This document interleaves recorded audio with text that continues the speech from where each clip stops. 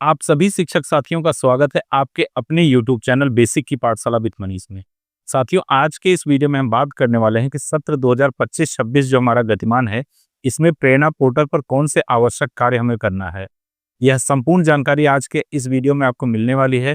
Channel पर पहली बार आए तो चैनल को सब्सक्राइब करिए, वीडियो को लाइक करिए, ज़्यादा से ज़्यादा शेयर करने का प्रयास करिएगा ताकि हमारे अन्य शिक्षक साथी भी ऐसी जानकारी से अपने आप को अपडेट कर पाएं। साथियों, अब आप सभी अपने प्रेरणा पोर्टल के होम पेज पर आ गए हैं। सबसे पहले आप देखेंगे तो प्रेरणा पोर्टल पर आपको यहाँ पर 3 सूचनाएं लिखी हुई दिखेंगी। नंबर 1, आपको यहाँ पर यह बताया जा रहा है कि सत्र 2024-25 के छात्र-छात्रा प्रमोट तथा पास आउट कर दिए गए हैं। दूसरा, यहाँ पर बताया गया है, यदि कोई छात्र-छात्रा पिछले सत्र में पास आउट हो गया है तथा इस सत्र में किसी अन्य विद्यालय में पंजीकरण लेना चाहता है, तो उन छात्र-छात्रा का नवीन पंजीकरण नहीं करना है। उनको आपको वर्तमान विद्यालय में स्थानांतरण करना होगा, जिसके लिए स्टूडेंट ट्रांसफर पर क्लिक करें। तीसरा, आपको यहाँ पर बताया गया है, सभी अध्यापक सत्र 2025-26 के छात्र-छात्रा को वेरीफाई कर लें। यदि कोई छात्र-छात्रा विद्यालय में नहीं है, तो उन्हें डिलीट कर दें। 3 प्रकार की सूचनाएं यहाँ पर हमको दी गई हैं। इसके बाद हम पेज को नीचे स्क्रॉल करेंगे, तो हमारे विद्यालय के प्रेरणा पोर्टल पर जितने भी बच्चे नामांकित होंगे, उन सारे बच्चों की डिटेल्स यहाँ पर आपको दिखने लगेगी। उन सारे बच्चों के नाम आपको यहाँ पर दिखेंगे। पेज को जैसे ही राइट हैंड साइड में हम थोड़ा-सा स्क्रॉल करेंगे, तो हमारे सामने यहाँ पर कुछ ऑप्शन हाइलाइट होकर के दिखेंगे। सबसे पहले हमको यहाँ पर लिखा हुआ दिखेगा, छात्र-छात्रा को वेरीफाई करें। छात्र-छात्रा को वेरीफाई करें पर जैसे हम क्लिक करेंगे, यह छात्र-छात्रा हमारा वेरीफाई हो जाएगा और हमारे सामने इस तरीके से लिख कर के आ जाएगा, छात्र-छात्रा को सफलतापूर्वक वेरीफाई किया जा चुका है।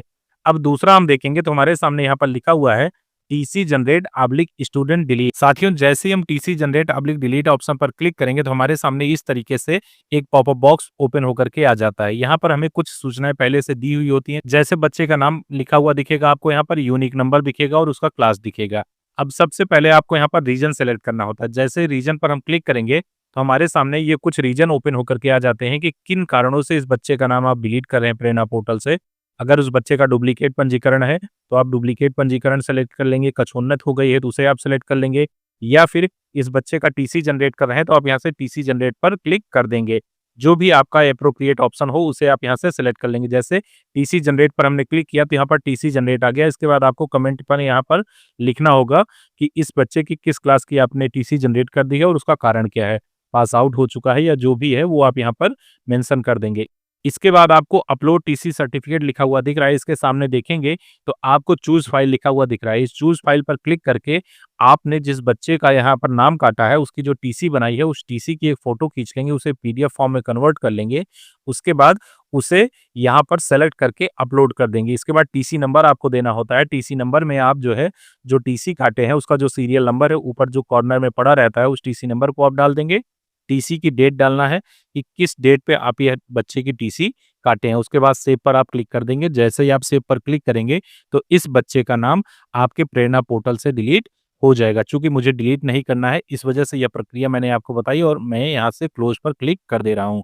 इसके बाद आप देखेंगे तो अपडेट जनरल इन्फॉर्मेशन, जो तीसरा स्टेप हमको मिल रहा है जनरल इन्फॉर्मेशन को अपडेट करने का, इस पर जैसे हम क्लिक करेंगे तो आप देखेंगे हमारे सामने स्टूडेंट नेम आ जाएगा। उस बच्चे का नाम जो है वो अनसेलेक्ट रहेगा। बच्चे के नाम में आप किसी तरीके का करेक्शन नहीं कर सकते हैं। इसके अलावा उस बच्चे के नामांकन संबंधी जो भी त्रुटियां हैं उन सबको आप सुधार सकते हैं। जैसे एसआर नंबर आप सुधार सकते हैं, मोबाइल नंबर सुधार सकते हैं, माता पिता का नाम सही कर सकते हैं।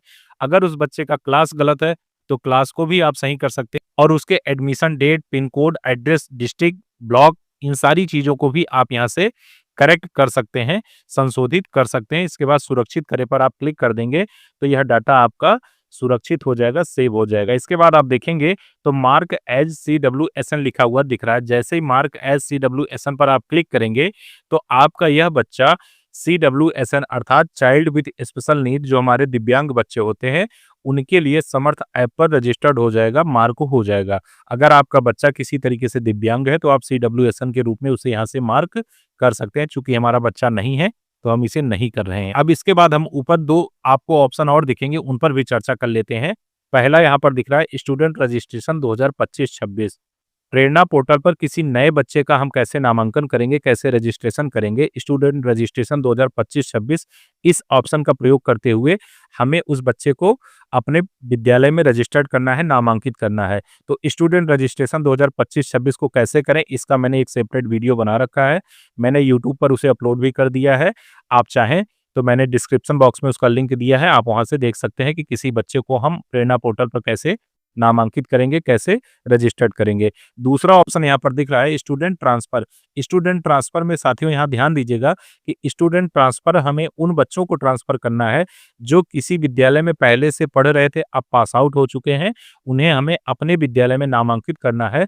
तो उस सरकारी विद्यालय से हमें अपने विद्यालय में सीधे ट्रांसफर कर लेना होगा, उनका नवीन नामांकन नहीं करना होगा, चूँकि सूचना में भी सेकंड नंबर पर यही हमें बताया गया था। जैसे कोई हमारे यूपीएस के टीचर हैं और प्राइमरी के किसी बच्चे को जो कक्षा 5 पास आउट हो चुका है, अब अपने यहाँ क्लास 6 में उसे नया एडमिशन करना चाह रहे हैं, तो क्लास 6 में आप उस बच्चे का नवीन नामांकन नहीं करेंगे प्रेरणा पोर्टल पर, बल्कि सीधे उसे आप जो है स्टूडेंट ट्रांसफर ऑप्शन का यूज़ करते हुए प्राइमरी विद्यालय से अपने यूपीएस विद्यालय में ट्रांसफर कर लेंगे। तो साथियों, इस प्रकार से प्रेरणा पोर्टल पर नवीन सत्र जैसे ही प्रारंभ होता है तो 4 जो महत्वपूर्ण कार्य करने होते हैं उस पर हमने चर्चा किया। वेरीफाई कैसे करेंगे, डिलीट कैसे करेंगे, जनरल इन्फॉर्मेशन कैसे अपडेट करेंगे और सीडब्ल्यूएसएन कैसे मार्क करेंगे। उम्मीद है वीडियो आपको इन्फॉर्मेटिव लगा होगा। चैनल पर पहली बार आए हैं तो चैनल को सब्सक्राइब करिएगा। एक प्यारा सा कमेंट करके हमारा उत्साहवर्धन जरूर करिएगा, जिससे ऐसे ही इन्फॉर्मेटिव वीडियो हम हमेशा आपके लिए लाते रहें। बहुत बहुत धन्यवाद।